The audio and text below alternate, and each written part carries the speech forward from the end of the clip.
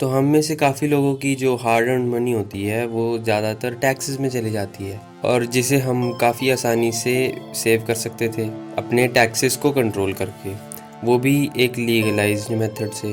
तो आज की वीडियो में हम जानेंगे कि कैसे हम अपनी इनकम के टैक्सेस को मिनिमाइज़ कर सकते हैं। तो आज की वीडियो में हम डिस्कस करेंगे सेक्शन 80C ELSS फंड्स, और कैसे हम बैंक की अपनी एफडी में अपने टैक्सेस, अपने रिटर्न्स पे जो टैक्सेस होते हैं उनको हम मिनिमाइज़ कर सकते हैं। तो let's start the video. Equity linked saving schemes या फिर ELSS फंड्स एक tax saving mutual fund option है जिसमें हम अपने टैक्सेस को बचा भी सकते हैं और अपनी वेल्थ को ग्रो कर सकते हैं। हमारी मेजर पोर्शन का इन्वेस्टमेंट जो होता है वो जाता है स्टॉक्स, इक्विटी या इक्विटी रिलेटेड इंस्ट्रूमेंट्स में।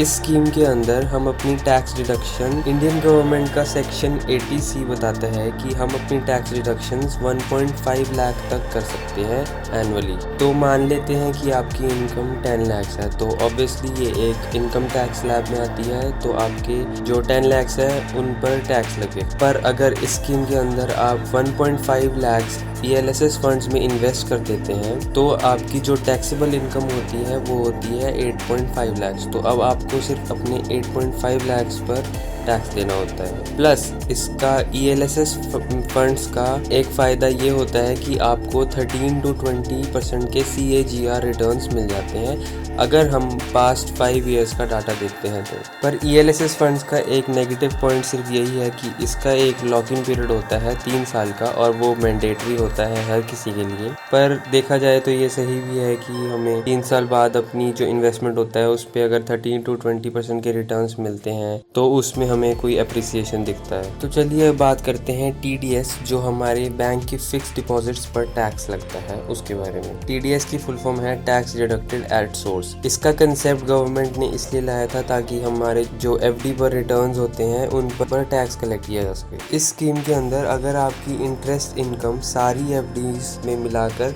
40,000 पर ईयर से ज़्यादा है तो आपको TDS टैक्स देना होगा। अगर उससे कम है तो आप TDS टैक्स देने के एलिजिबल नहीं हैं। तो सपोज़ करते हैं आपका जो इंटरेस्ट अमाउंट है वो 40,000 को एक्सीड कर जाता है तो आपको 10% TDS देना पड़ेगा। तो अगर आपकी इन्वेस्टमेंट पर 45,000 पर एनम के रिटर्न आते हैं सपोजिंगली, तो 10% के हिसाब से आपको 4500 पर ईयर उसका TDS देना पड़ेगा। और जो TDS डिडक्शन होती है वो हर साल होती है जब आपका इंटरेस्ट आपको मिलता है, और ऐसा नहीं होता कि जब आप अपना पोर्टफोलियो या फिर जो FD का पोर्टफोलियो होता है वो रिडीम करते हैं तब एक साथ ही सारा TDS लगता है। और अगर आपने अपने बैंक में अपना पैन इंफॉर्मेशन प्रोवाइड नहीं की है तो आप 20% TDS डिडक्ट होगा। तो ध्यान दें कि आपने अपना पैन डिटेल्स अपने बैंक में दे रखी है। तो चलिए अब चलते हैं कि कैसे आप अपनी बैंक की FDs पर अपना टैक्स बचा सकते हैं। तो सपोज करते हैं कि आपका जो अमाउंट है वो 40,000 से एक्सीड कर जाता है,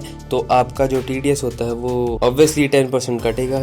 तो मान लेते हैं कि आपके पास 3 बैंक अकाउंट्स हैं, बैंक A, बैंक B और बैंक C में। तो अगर आपने अपनी एक FD की इन्वेस्टमेंट बैंक A में 50,000 की हुई है, बैंक B में 30,000 की है और बैंक C में 20,000 की है, तो अब जो TDS डिडक्शन होगा वो टोटल मनी 1 लाख रुपए पे नहीं होगा। इंस्टेड जो TDS की स्कीम के अंडर जो प्री फिक्स्ड अमाउंट है 40,000 उसको जो एक्सीड करेगा उसी पर लगेगा। तो यहाँ पर हम देख सकते हैं कि सिर्फ बैंक A पे आपको 50,000 पर TDS कटेगा, जो कि बनता है 10% के हिसाब से सिर्फ 5,000 रुपीज़। तो एक मेथड तो ये होता है कि ऐसे आप अपना टैक्स बचा सकते हैं। और अगर आपने एक ही बैंक में अपना सारा का सारा 1 लाख रुपीज़ डाला होता तो वो 10% के हिसाब से आपको 10,000 रुपीज़ TDS में देना पड़ता, लेकिन अब हमने इस ट्रिक के कारण 5,000 रुपीज़ बचा लिया। इसका एक और मेथड भी हो सकता है। अगर हम यहाँ पे ध्यान से देखें कि हमारा जो total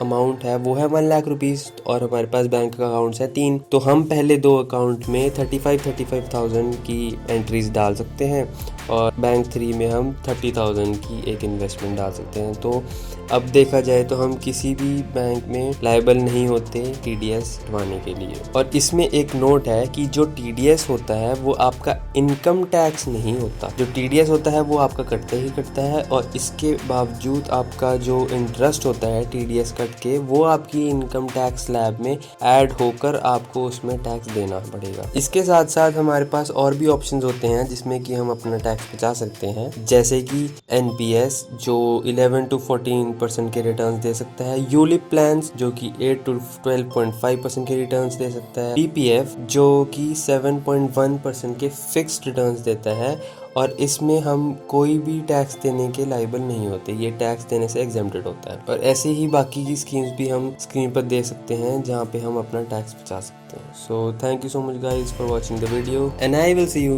very soon in the next one.